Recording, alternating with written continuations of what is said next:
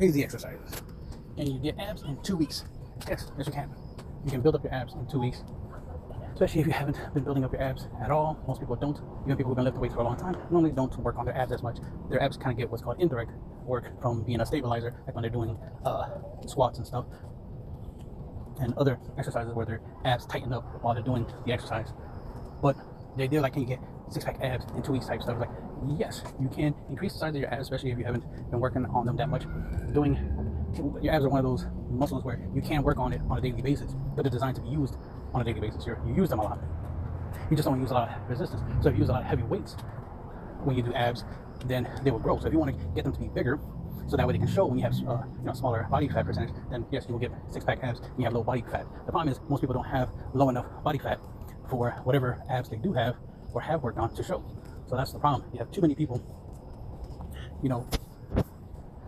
barely doing ab exercises, but then they be surprised that they don't have abs because they don't put in the effort to have the abs by reducing the fat around the abs. So this is where it gets into the spot reduction thing, where you have to reduce the fat around your stomach in order for the abs to show. So one of the issues we have with fitness, one of the issues I have is this idea of trying to convince people that you can't not reduce the fat, even though in reality you can. The thing is, when you understand that the male body specifically, we have to store fat first and foremost in our stomach, right, midsection, and then the last place our body wants to use fat is from our midsection, right? I'd rather use fat from everywhere else. So this is why it's important as a guy for you to work on your abs, heavy lifting, heavy weights, and then do a lot of cardio. So that way the fat that's around your abs will get burnt from the cardio after you did some ab exercise, some heavy duty ab exercise. So now this process works if you're a female as well. The thing is, females can have more lower body fat content. So your lower body is where y'all fat goes to first, and it's usually the last place it goes. And this is why you have ladies who have issues with, not issues with slimming down the waist, but they tend to have issues with fat, below the navel. They call it the fupa, and the hips. They don't mind having fat on the abs, obviously they want to make booty, but typically it's the other areas around the waist area, like the hip area, and that's because that's where your body wants to store fat. That's the number one fat storage area is that. For guys, it's mainly the midsection. So that's why it's very important. That's very important to understand that men and women are biologically different. And since guys, we have high testosterone, when we lift weights, our body, and because of the testosterone, our body puts on muscle a lot faster. So in 2 weeks, a guy's abs will definitely be bigger and thicker than a woman's abs, right? And if he could, right, reduce the fat around his stomach area in those 2 weeks as well, right, reduce it by a couple inches, or let's say he gains 1 inch to his abs thickness, right, and he loses 2 inches of fat around his stomach, you will see that 1 inch worth of abs, like it'll start becoming more visible, is what I'm trying to say. So the idea is to try to get the layer, the muscles to pop out more and the fat to sink in more. And the closer the fat versus the muscle, the skin and the muscle, the fat in between the skin and muscle, the more you decrease that, the closer the skin will get closer to your abs, and obviously that's when you get defined. For example, I was just checking myself out today because I noticed in my past couple fitness update videos that I was, I got some before videos, of course, I'm doing, and I'm just checking my progress, trying to see where what's working, where the fat's leaving, what I still need to work on. So obviously I'm just checking my own progress, and I'm noticing that my stomach area, my obliques are coming in, I'm starting to see, like, it looks like an 8-pack abs, but of course that's because of like a little bit of a lighting trick, so to speak. But it just shows that the skin and the fat on my stomach is starting to kind of warp a little bit because the abs are starting to build up. So since I've been working on my abs for the past couple months, it's not surprising that I'm going to start seeing some shaping, right? Especially when I suck in my gut, bringing the fat, or my skin I should say, closer to my abs, they're going to show a little bit more. So I've been noticing that a little bit.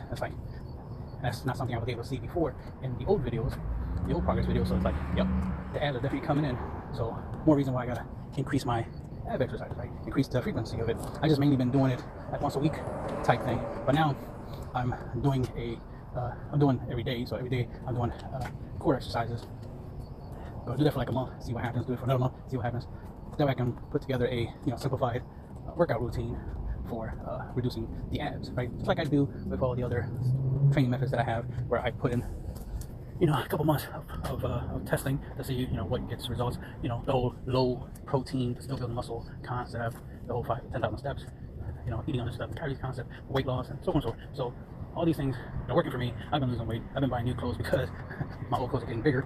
So clearly I'm getting smaller. So I have to buy some new clothes because of it, which is a good thing. It's a good problem to have. And then, of course, keep on working, right? Keep on working out. I just got me a easy curl barbell, so now I can do some barbell exercises instead of just dumbbell exercises. And that's the thing. I've been doing all this. I've been progressing and improving.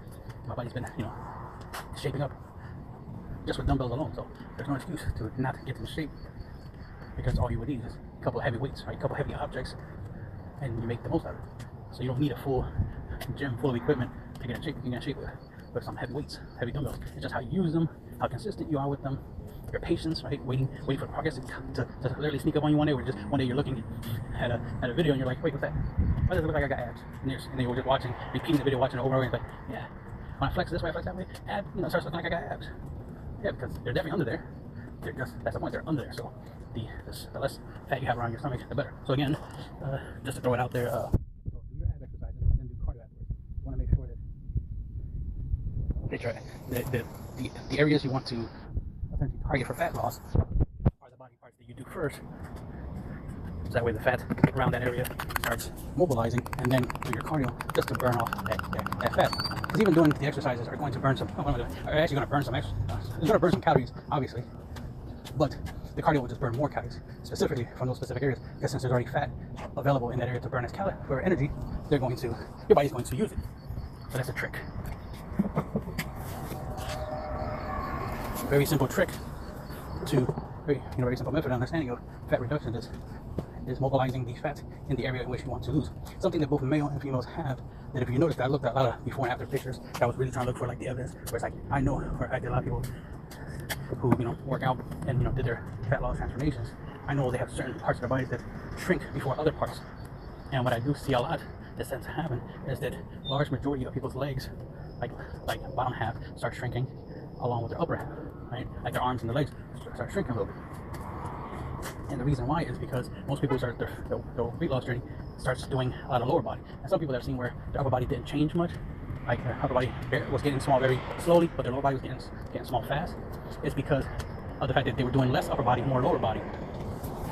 You see this often with the ladies, because guys, when they start doing a fitness journey, start going to the gym, they immediately just want to start doing upper body exercise.